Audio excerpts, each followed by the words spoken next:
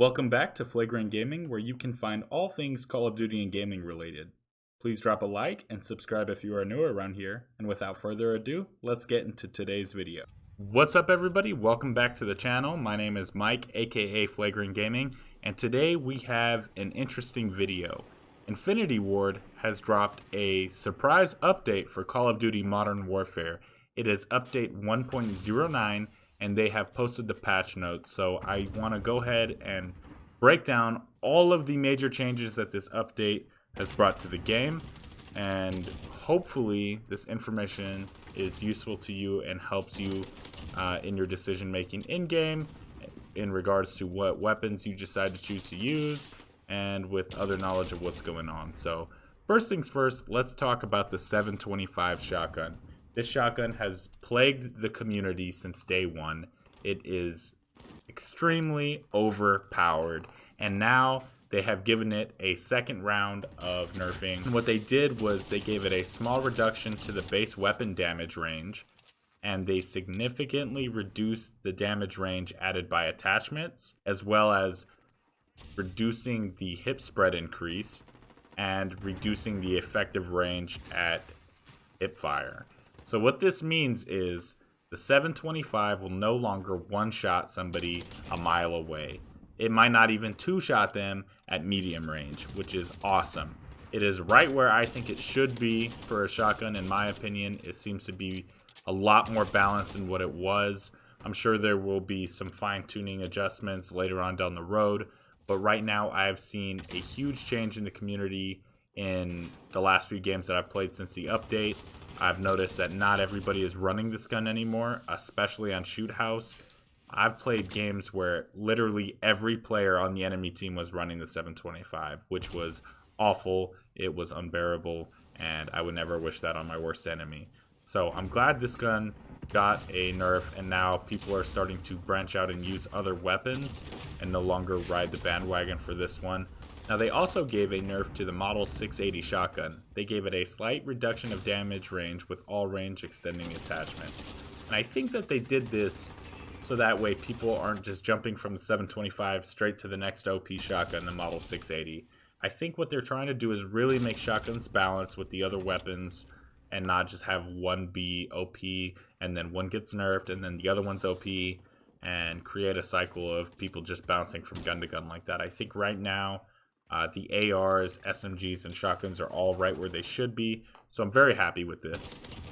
The next big part of this update is that the AUG 556 caliber conversion kit now received a buff and a nerf / adjustment, and what they did was they increased the close range damage for using this conversion on the gun, and they also increased the mid damage range and reduced the chest damage multiplier, which is very interesting. So you have higher damage at a more longer and closer range with this weapon, but now your shots to the chest no longer do as much of a multiplied damage as they did before, which will be interesting to see which one outweighs the other. Does the damage increase make it a little bit more overpowered?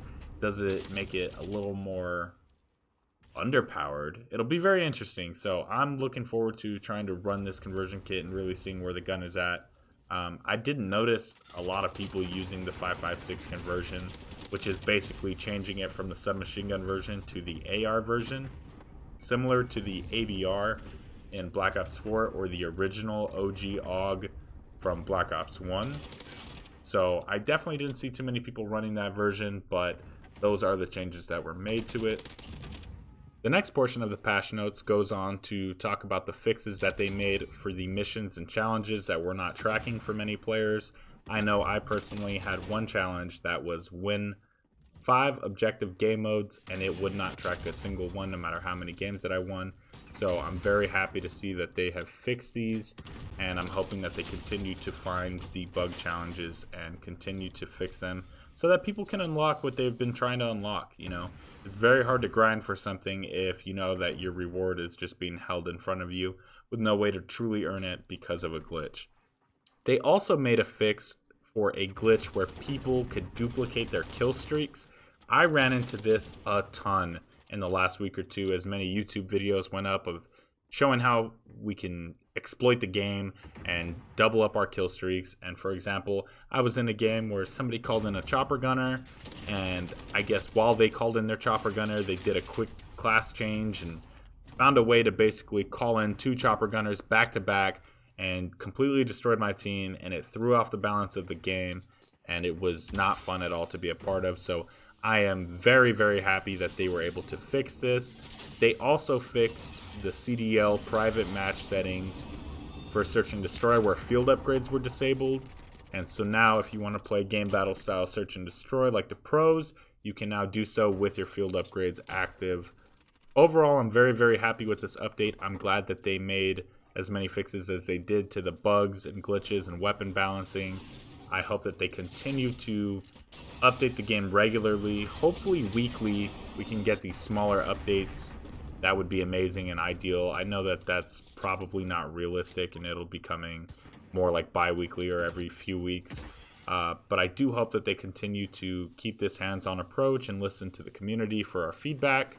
Stay tuned to the channel for more future videos. Anytime that an update goes live, I will be covering it and sharing with you guys all of the juicy details. I hope you have a great day. Thanks so much for watching.